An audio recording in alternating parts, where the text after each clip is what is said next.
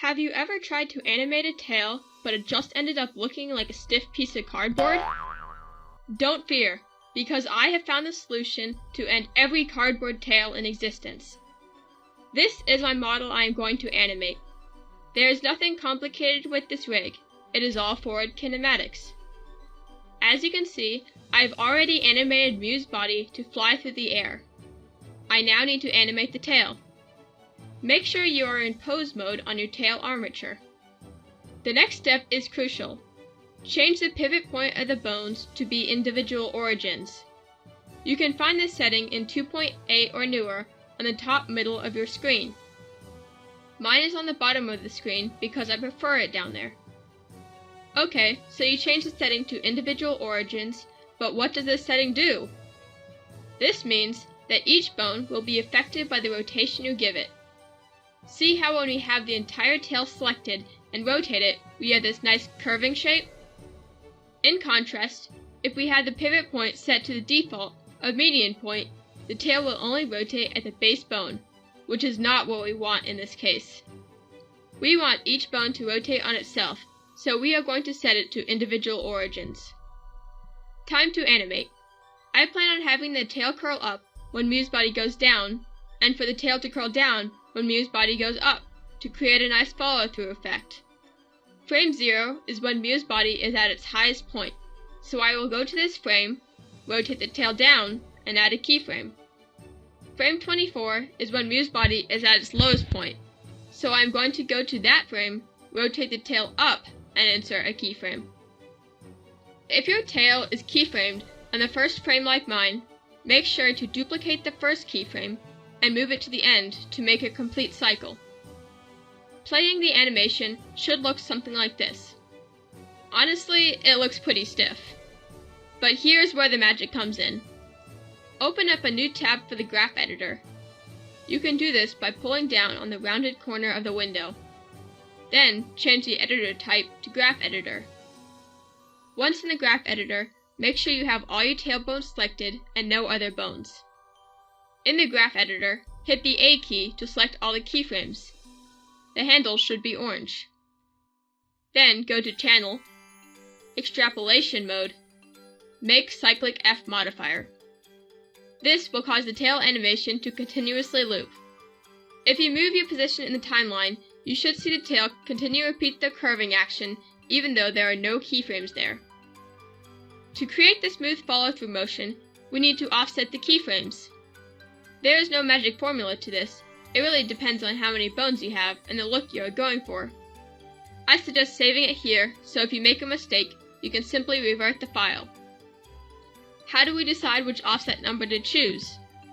Rather than thinking of the offset amount as a number, it is best to visualize it in terms of a percentage. Here is an example of a tail animation with 40 frames. Currently, there is no offset percentage being applied. In this next example, I am offsetting the keyframes by 5% the length of the total animation. In other words, 5% of my total animation, 40 frames, is 2 frames, so each bone is being offset by 2 frames. As these examples go by, choose the offset percentage you think would look best for your animation. Once you have chosen, multiply the total number of keyframes with your percentage. My Mew has 48 frames, and I like the offset of 5% best. 48 times 0.05 gives me the decimal number 2.4. Now, I can't offset the keyframes by a decimal number, so I'll need to round my number. Rounding up gives more waviness, and rounding down results in a stiffer tail. Since I want more waviness to my tail, I'm going to round up to 3. Also note that the number of bones you have controlling the tail will make a difference. If you have a lot of short bones, like my Mew, you will want to choose a smaller number, since each bone makes a larger difference. If you are using Blender 2.8 or newer, you can move the keyframes around in the timeline. If, however, you're using 2.79 or older, you need to go to the dope sheet to change the timings of the keyframes. You can get to the dope sheet by dragging on the corner of the window and changing the editor type to dope sheet. If you are new to using the dope sheet, the names of the bones are on the left. If a bone is selected, its name will also be highlighted. The diamonds represent the keyframes. If it is white, it means it is not selected, and if it is yellow, then it is selected. For this tutorial, you will only select the keyframes if the bone name is highlighted. So, when I say to deselect the base bone of the tail, make sure to deselect the keyframes associated with that bone. The way a tail moves is that the base moves first and the tip will follow the rotation in a later keyframe.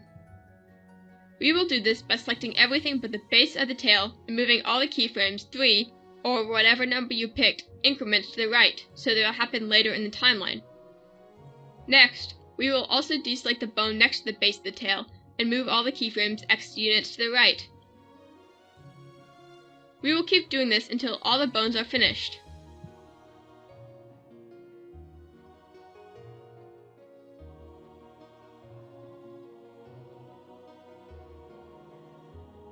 If you play the animation, you should get a nice smooth tail wave.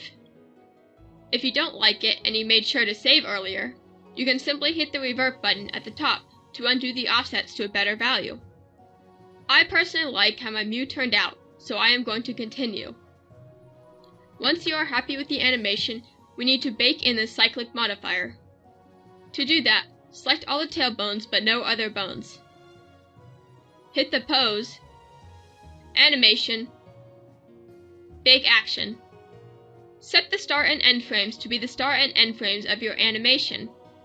Set the frame step to be whatever number you chose to offset the keyframes by. And check the box next to Overwrite Current Action, the box next to Only Selected Bones, and the box next to Visual Keying. Now go to the graph editor, select all the keyframes for the tail, then go to Channel, Extrapolation Mode, Clear Cyclic F modifier. You may need to delete some excess keyframes that are at the end of the cycle. Play your animation to make sure everything is still bedding the way it is supposed to. And voila! You have a smooth animation for your tail. I would love to see the animations you come up with.